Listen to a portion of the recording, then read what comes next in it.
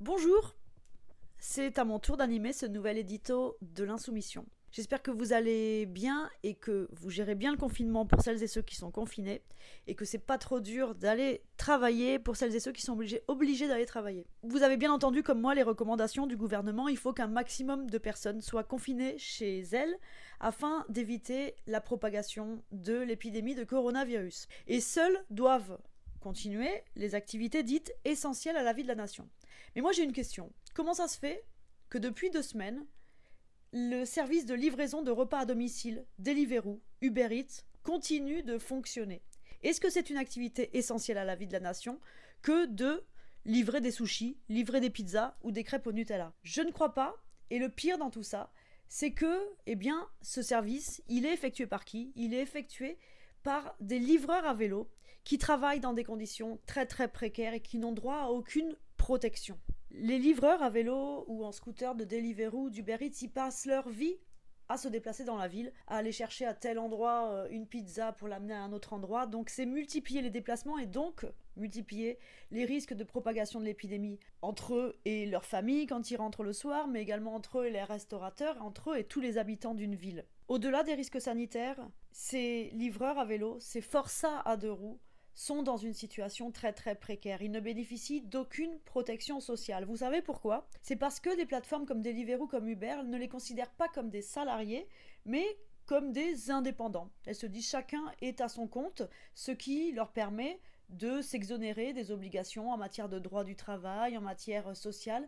Et c'est ce qui fait qu'aujourd'hui, si un coursier à vélo tombe malade, il bénéficie de miettes en matière d'indemnité d'arrêt de travail qui équivaut à peu près à 10 euros par jour pendant 14 jours. Ces livreurs à vélo ne bénéficient pas de la protection sociale d'un salarié classique, ce qui fait qu'ils sont obligés, malgré les risques sanitaires pour eux, pour leur famille, malgré les conditions de travail difficiles, ils sont obligés de continuer à travailler. Moi, je me bats au Parlement européen pour qu'il y ait une directive européenne qui soit en mesure de protéger ces travailleurs en reconnaissant leur statut de salariés, comme ça a été le cas par exemple aux États-Unis, comme c'est le cas à chaque fois que ces livreurs se déplacent devant les tribunaux pour faire valoir la protection dont ils ont besoin, dont ils doivent bénéficier, qui est la protection dont bénéficie un salarié classique. Dans cette histoire, il y a des gagnants. Le crime profite à quelqu'un. Pas aux coursiers à vélo, qui sont les premières victimes de ce système, mais à ces multinationales que sont Uber, que sont Deliveroo, qui en plus d'exploiter une main-d'œuvre corvéable, ne payent même pas d'impôts et ont vu dans la crise sanitaire une aubaine pour développer, maximiser encore et encore leurs profits au-delà de toute considération éthique. C'est pour ça qu'il est urgent maintenant que le gouvernement prenne une décision.